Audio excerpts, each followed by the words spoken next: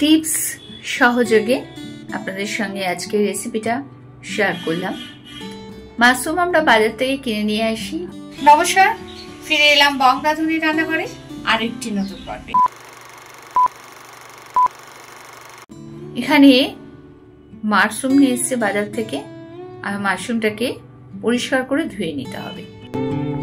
আমি আজকে মাশরুমটা ধোবো, আপনাদেরকে জানাই এই টিপসটা আপনারা জেনে রাখুন, তাহলে আপনারাও খুব উপকার পাবেন। মাশরুমগুলোকে জলের মধ্যে দিয়ে একটু ভিজিয়ে নিচ্ছি। তারপরে এখানে আটা নেব, একদম আমরা যে রুটি খাই আটা দিয়ে মাশরুমগুলোকে ঘষতে হবে। একটু জল দিয়ে ভালো করে এইভাবে ডললেই কিন্তু ওপরে যে কালচে ময়লাটা থাকে না, একদম পরিষ্কার হয়ে যাবে। একদম পরিষ্কার সাদা ধপধপে হবে, উপরের নোংরাটা একদম পরিষ্কার হয়ে যাবে। মাশরুমগুলোকে আমি ধুয়ে নিয়েছি। এর অর্ধেকটা মাশরুম আমি প্রথমে ধুয়ে নিলাম, মানে 4টে মাশরুমকে 4 টুকরো করে কেটে নিয়েছি। ধোয়ার পর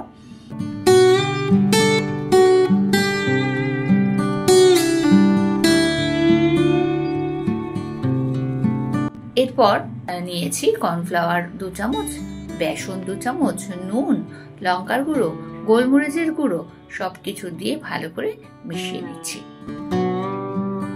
সেটাকে জল দিয়ে গুলে নিতে হবে। সামান্য জল দিলাম, দিয়ে এটাকে গুলে নিলাম। গুলে নেওয়ার পর ওই যে মাশরুমগুলোকে টুকরো করে কেটে রেখেছিলাম সেগুলোকে ওর মধ্যে দেব। এদিকে তেল গরম হয়ে গেছে। তেলটা গরম হলে পরে এই যে মাশরুমগুলোকে দিয়ে তুলে ওর মধ্যে দিয়ে দেব। তেল গরমের পর দিয়ে দিলাম মাশরুমগুলোকে ওই ব্যাটারটা তৈরি করেছি যে তার মধ্যে কোটিং করে তেলের মধ্যে দিয়ে ভেজে নিলাম। ব্যাস, চায়ের সাথে সন্ধ্যাবেলা যা দারুণ জমে যায় না, একবার বাড়িতে অবশ্যই করবেন।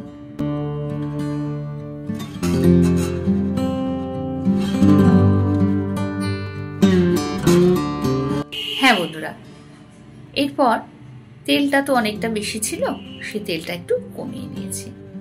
কমিয়ে নিয়ে অন্য পাত্রে রেখেছি।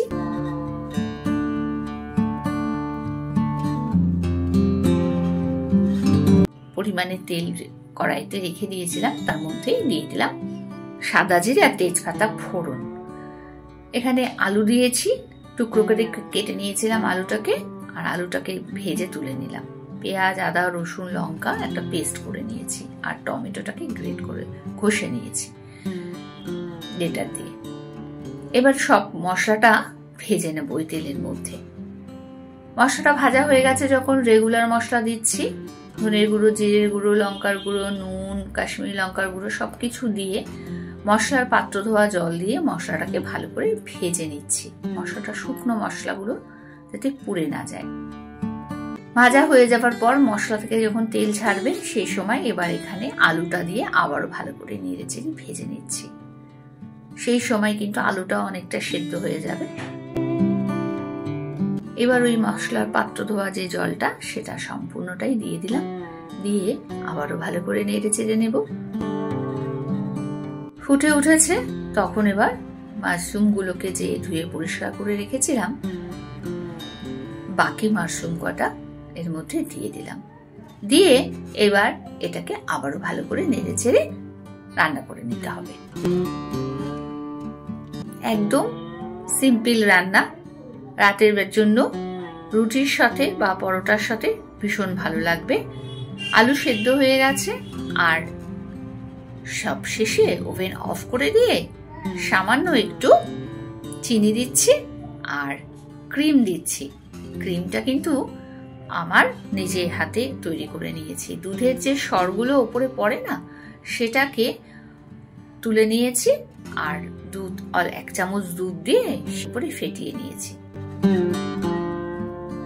এর মধ্যে কাজু বাদামের বাটাও দেওয়া যেতে পারে, আমি আর দিইনি সেটা।